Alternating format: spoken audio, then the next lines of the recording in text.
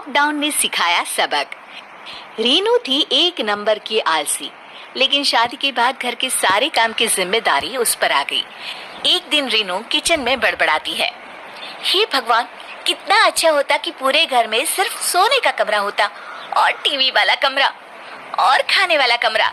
ये किचन की रचना क्यों कर दी भगवान? अरे आलसी औरत, जल्दी से नाश्ता और खाना तैयार कर दो।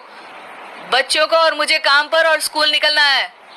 सुना है विदेश में डब्बे में बंद खाना आता है, बस खोलो और खा जाओ। कितनी अच्छी जिंदगी है ना वहाँ की, काश मैं विदेश में पैदा होती।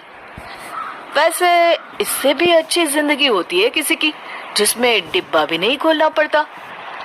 अच्छा, किसकी जल्दी बताओ ना, मैं तो फिर वहीं चली जाऊंगी। सतीश बाहर की ओर इशारा करके कहता है, जहाँ भैंस घास खा रही थी वो देखो, उसे कोई मेहनत नहीं करनी पड़ती, खुद का भी पेट भर रहा है और बच्चों का भी। अच्छा ही होता कि मैं गाय होती। रीनू की आलसपना दिन पर दिन बढ़ता ही जा रहा था कि एक दिन रीनू की सहेली उससे मिलने आती है। ढेर सारे जेवर और सुंदर साड़ी पर्स से लदी हुई होती है स्नेहा। अरे स्नेहा, तू तो बड़ी मेंटेन लग रही है। हाँ, लेकिन तू क्यों उजड़े चमन की तरह फैल रही है? यार, घर का सारा काम मुझे करना पड़ता है। रीनू, हम दोनों तो बचपन की सहेलियां हैं, मैं तुझे अच्छी तरह से जानती हूँ। तू तो एक नंबर की कामचोर औरत है। मतलब कि कम काम करती थी तू तो। यार देख, मेरा तो हाल सभी को पता है। मुझे तो एक गिलास पानी भी खुद लेकर पीना अच्छा नहीं लगता। अच्छा होता अगर मेरी शादी ही नहीं हुई होती। अरे मेरे पास एक आइडिया है, तू घर के सारे काम के लिए काम वाले लगवा ले। खाना बनाना, बर्तन धोना और सारे काम वही करेगी और तू करेगी आराम। हाँ यार, बात तो सही है। अब स्नेहा के आइडिया से रीनू ने घर में काम वाली लगवा ली। एक दिन, मैडम पगार दो। पगार? अरे 1 महीने बाद आना। हो गया ना मैडम 1 महीना, अब क्या अगले साल आऊं क्या? क्या 1 महीना भी हो गया? आराम इतना मिला कि 1 महीना कैसे गुजर गया पता ही नहीं चला। रीनू अलमारी खोलती है, सामने बच्चे की फीस के पैसे पड़े होते हैं, वो उसे नौकरानी को दे देती है। अब फिर रीनू के दिन अच्छे से कटने लगते हैं कि तभी एक दिन चिंटू कहता है, माँ, आज मेरे स्कूल में इतनी बेइज्जती हुई। ओ बेबी वेट, रानी जरा बाबा को जूस देना और मुझे कॉफी। बस करो मम्मी, दिन भर दिखावा करती रहती हो।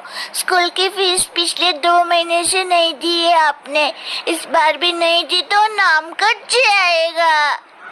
रीनू को याद आता है कि उसने तो वो पैसे काम वालियों में बांट दिए थे। वहीं एक दिन स्नेहा फिर रीनू के घर आती है। रीनू, चलो शॉपिंग पर चलते हैं, कितने दिन हो गए कोई नई ड्रेस नहीं खरीदी। ओह हाँ, श्योर। तभी रीनू को याद आता है कि जो थोड़े से पैसे बचे हैं उसे तो खाना बनाने वाली को देना है। रीनू के पास अब जरूरी काम के लिए भी पैसे नहीं बचते हैं कि तभी अचानक विश्व में महामारी फैल जाने के कारण लॉकडाउन हो जाता है। अरे रीनू, मैं अब ऑफिस का काम घर से ही करूंगा, क्योंकि महामारी के कारण पूरा देश लॉकडाउन में है। अब ना हम बाहर जाएंगे, ना ही हमारे घर में कोई दूसरा बाहर से आएगा, और हाँ, काम वाली भी नहीं। बस सब क्या था, 3 महीने के लॉकडाउन में ना कोई काम वाली घर आती है और ना ही रीनू किसी शॉपिंग के लिए जा पाती है। सामान भी उतना आता जितनी जरूरत होती। 3 महीने बाद जब लॉकडाउन खुलता है, स्नेहा सीधे रीनू के घर पहुंचती है। अरे रीनू, मैं शॉपिंग में जा रही थी, 3 महीने से एक रुमाल नहीं खरीदा। देख, तू भी चलना है तो चल मेरे साथ। रीनू जल्दी से अपनी अलमारी खोलती है और देखती है कि ढेर सारे पैसे जमा है। वो मन में सोचती है कि अरे वाह, थोड़ा से काम खुद करके मैं कितने पैसे बचा सकती हूँ। वो स्नेहा के पास जाती है और कहती है, हाँ स्नेहा चल, मैं तो आज सोने की झुमके लूंगी।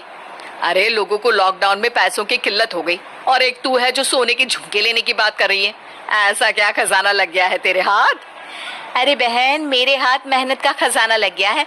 मेहनत का खजाना? ये क्या होता है? तू नहीं समझेगी, चल शॉपिंग पर। और दोनों निकल जाती है